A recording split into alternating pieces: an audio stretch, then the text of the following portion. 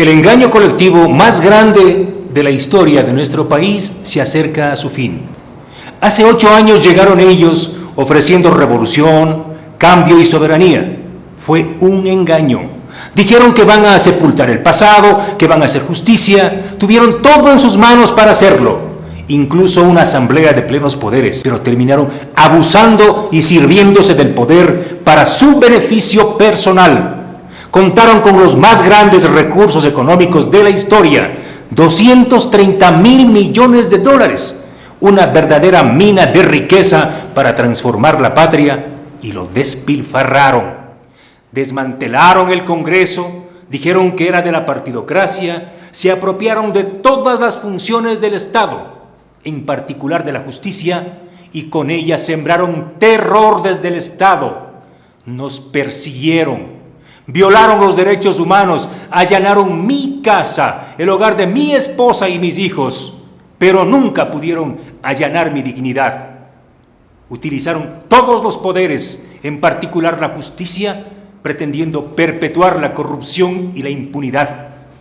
De la revolución judicial solo quedan unos lindos edificios con sobreprecios y jueces que se arrodillan ante la tiranía.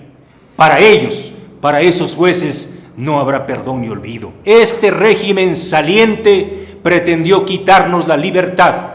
Amordazaron a la prensa independiente, se apropiaron de todos los medios de comunicación públicos e incautados para conformar el más grande monopolio mediático que conozca la historia del país, y lo usaron para adoctrinar e intoxicar masivamente a la sociedad con propaganda engañosa y fascista. Crearon sin desparpajo alguno un ministerio de la felicidad, donde gozan de la terapia de la panza llena y la holgazanería los pipones de la revolución.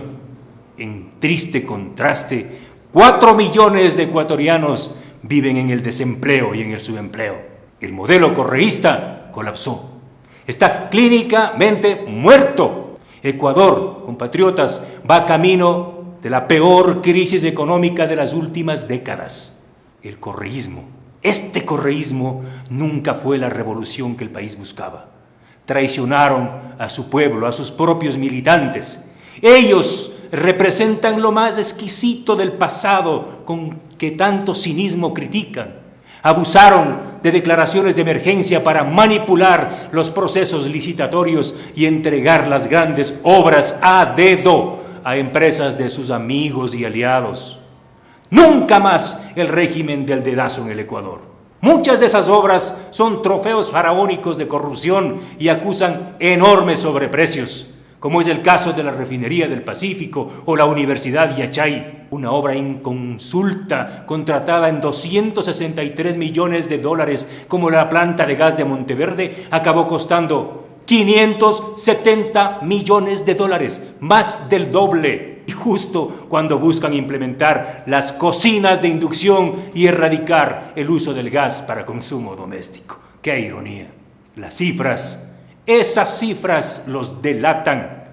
Se feriaron la riqueza del segundo boom petrolero. Nos dejan la deuda externa más grande de la historia, 35,000 millones de dólares. Han hipotecado el bienestar de nuestros hijos y nuestros nietos a China, imperio al que vendieron nuestro petróleo por adelantado y a precios descontados a cambio de créditos con tasas de interés del 7%, casi el doble de lo que cobra el Fondo Monetario Internacional. Tenemos que desmontar este manicomio jurídico y dictatorial armado para perpetuar una auténtica cleptocracia. Hay que recuperar, compatriotas, la justicia, la independencia de funciones, la plena libertad de expresión, la ley de comunicación. Esa ley debemos enterrarla, al igual que los aparatos persecutorios como la Supercom, Cordicom, Arcotel. Hay que eliminar secretarías creadas para albergar a pipones. No habrá más cancilleres con 125 asesores. Debemos abrir la caja de Pandora e investigar las cuentas bancarias y propiedades de Rafael Correa, de Jorge Glass, de todos sus colaboradores, Panchana, Alexis Mera, los ñaños Alvarado, González, Cordero y otros ministros. También de Gabriela Rivadeneira, de Rosana Alvarado, de Marcela Aguiñaga, del centenar de sumisos silentes, así como de sus asesores y familiares a nivel nacional y a nivel internacional. Quienes no justifiquen sus nuevas fortunas, sus grandes mansiones, deberán ser procesados y pagar con repetición y con la cárcel. Sí, compatriotas, vamos a eliminar las salvaguardias, a restituir las utilidades de los trabajadores que mañosamente les fueron arrebatadas, como se deben restituir los fondos de los jubilados y de los maestros que también fueron confiscados ilegal e ilegítimamente sin beneficio de inventario. Ni a los gobiernos más derechistas de la larga noche neoliberal se les ocurrió quitarle el aporte del Estado a la jubilación. Tenemos que devolverle a los afiliados ese 40% de aportes para garantizarles una jubilación digna. Al tacho de la basura irán las ridículas enmiendas y las leyes igualmente confiscatorias de la plusvalía y las herencias.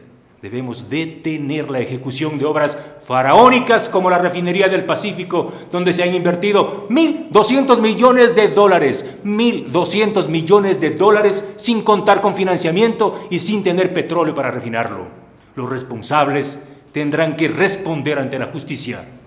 Se debe decretar la suspensión inmediata de la explotación de los bloques ITT 31 y del Campo Armadillo y otros que estén dentro del Parque Nacional Yasuní, así como la suspensión de los proyectos de explotación minera en áreas protegidas como Mirador, Fruta del Norte, INTAG e impulsar la consulta previa a las comunidades. Se debe renegociar los contratos de explotación petrolera suscritos por el gobierno con las compañías extranjeras a quienes les garantizó tarifas de 40 y 50 dólares por barril. También hay que revisar los contratos con OTECEL y CONECEL para mejorar la participación del Estado e iniciar las acciones legales en contra de los responsables de la quiebra de la empresa estatal Alegro. Debemos auditar la refinería de Esmeraldas.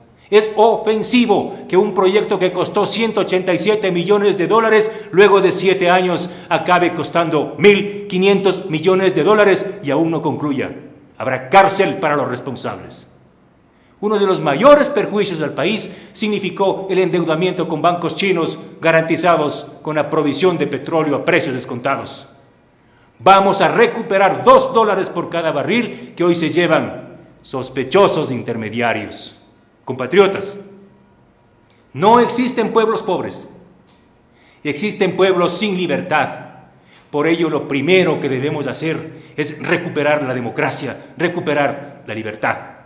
Luego, sembraremos el trigo, amasaremos el pan, cosecharemos dignidad.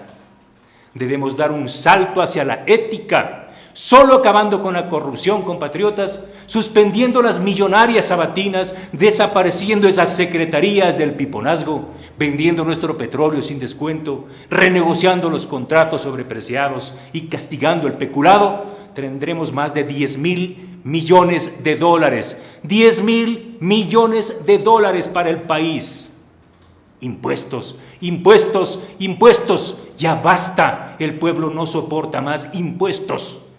¡Qué socialismo tan especial el de Correa, donde los ricos se han hecho más ricos! Es tiempo de oír la voz de la calle. La calle no está en elecciones. Es hora de hacer un gran pacto por la patria y convocar a la unidad sin distinción alguna, a trabajadores, indígenas, empresarios, desempleados, jóvenes, hombres y mujeres, todas las minorías, el país entero diverso. Yo solo soy una voz en este concierto de voces libres, pero me siento en la obligación patriótica de compartir estos sentimientos, estas propuestas para la construcción de la unidad, del consenso nacional y buscar la reconciliación de un país dividido como herencia de un perverso proyecto político que está muriendo. Me siento orgulloso de compartir con ustedes, quiteños y quiteñas, ecuatorianos y ecuatorianas, las calles y esta hermosa rebeldía. El día que perdimos el miedo, ese día aseguramos la victoria. La lucha continúa y pronto tendremos en nuestras manos una república liberada.